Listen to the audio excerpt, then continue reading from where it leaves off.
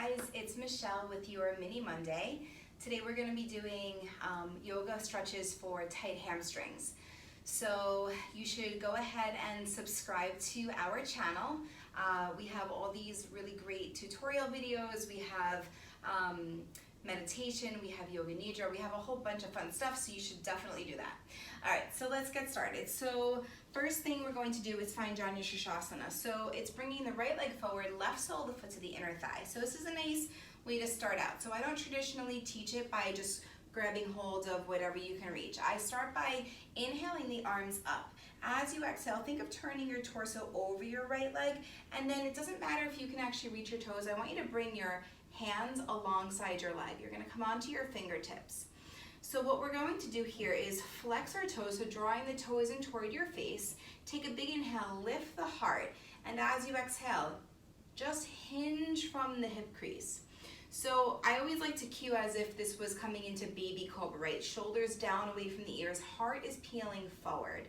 And you're using your fingertips against the ground to peel the heart forward so that your spine stays long, right? It's easy to round into the back and to reach and to pull, right? But we're not using force to get into this pose. We're using the gradual openness of the hamstring, right? So that we can stay open. So stay on those fingertips, peel the heart forward. So what I love to do here is I close my eyes, and on each inhale, I find this lift and length. And on the exhale, I hinge, and maybe the fingers reach forward, right? We'll just take a few more breaths.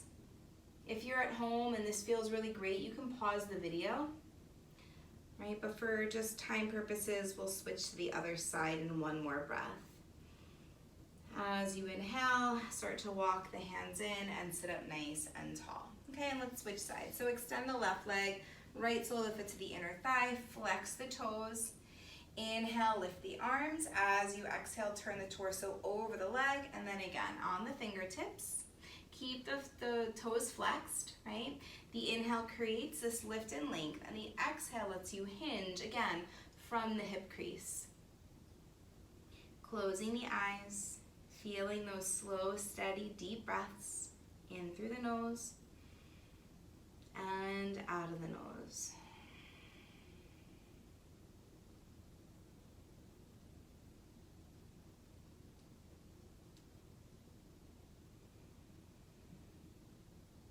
Another breath. And as you inhale, begin to walk the hands in. Awesome. All right, let's take both legs straight out in front, flex the feet. Inhale, arms lift, and exhale, hinge. Now, you can reach for your shins, ankles, or feet. So what happens, I know for myself, my feet almost turn in like this. So try to keep the feet level. So think of the toes being level across instead of them making like this V or an A shape, depending on which way you're looking at it, right? So grabbing the outer edges of your feet. Take that big inhale, lift the heart, and exhale, hinge. And again, this is the same thing where you can just reach for your shins or your ankles, or you can keep your hands on the ground, right? If you like that, inhale to create lift and length, exhale, hinge from the hip crease, shoulders away from the ears, heart forward. Remember, it's not about just thinking that you have to reach your toes and pulling yourself into the pose, right? It's really just creating this length here and then breathing into this length. Take another breath. And slowly walking the hands in until you're sitting up tall. So let's come to stand. We'll take a wide leg forward fold. So bringing your feet as wide as you can on your mat, and then slightly turning the toes outward. You'll bring your hands to your hips. Inhale, lift the heart. Exhale, hinge, and then your hands will come down to the ground. So if you need blocks will go underneath your hands here, right? And just allowing your body to melt down. A few deep breaths here. This is also really nice for the upper back. It's really releasing in the spine, finding that decompression. But since we're focusing on the legs, while you're here, think of grounding into the pinky toe sides of your feet, and then think of pulling your hamstrings to the wall behind you, lifting your kneecaps.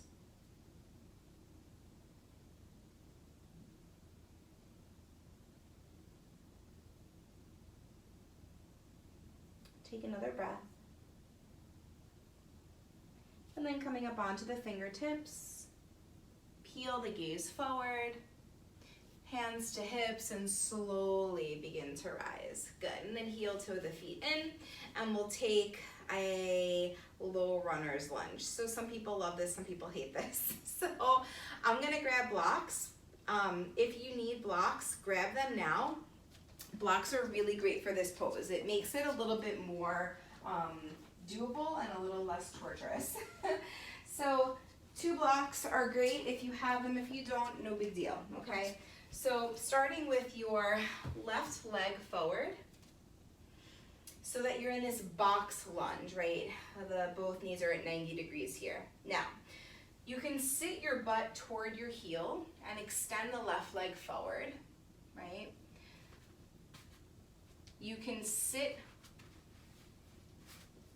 on the block and stay here.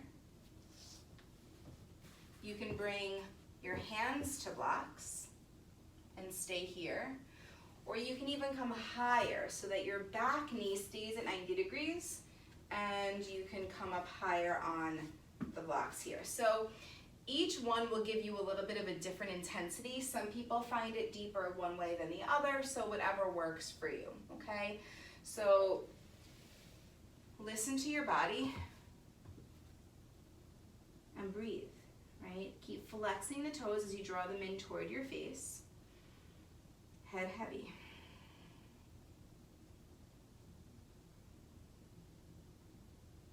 And again, you can pause the video here if you'd like, or just take one more breath. And then slowly lunging into the knee, and then we'll take the other side. So stepping back with the left foot and forward with the right. And then again, you'll find that low runner's lunge. So whatever lunge worked for you, maybe it was sitting on the block, maybe it was using both blocks, maybe it was coming up higher, right? And again, it's really just whatever gives you the deeper stretch in your body, drawing the right toes in toward your face. Remember, these stretches are never cookie cutter, right? Nothing is cookie cutter. Everyone's body is different, everyone's flexibility is different, and it changes day to day. So just honoring that. Again, you can pause the video or just take 2 more deep breaths here.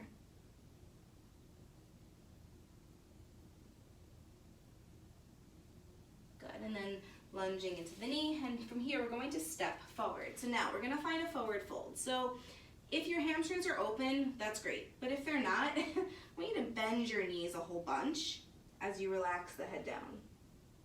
So you're bending your knees enough to where your chest and belly are connected to your thighs.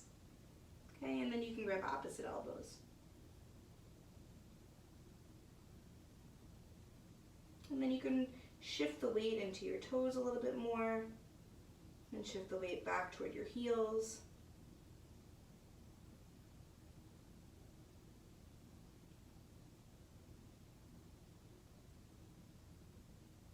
And take another breath. Again, you can pause the video or you can stay for just 2 more breaths.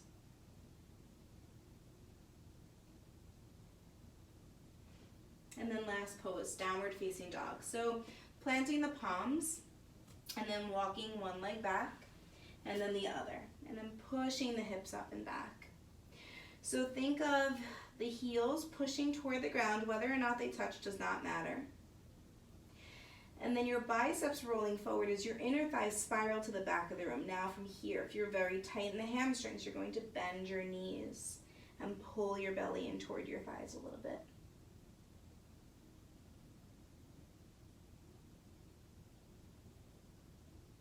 Take another breath. And then dropping down onto your knees and walking yourself up.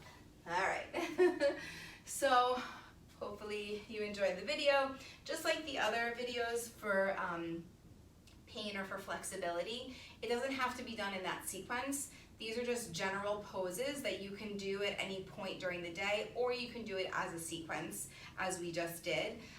Nice to do this after you shower, a nice warm shower, right? Let the water beat down on your muscles for a little bit and then come into these poses. or it's a really great way to end your day as well, or you can kind of bookend it. So I hope you have a wonderful rest of your day. Please subscribe to our channel, and we will see you again soon. Namaste. Thanks, guys.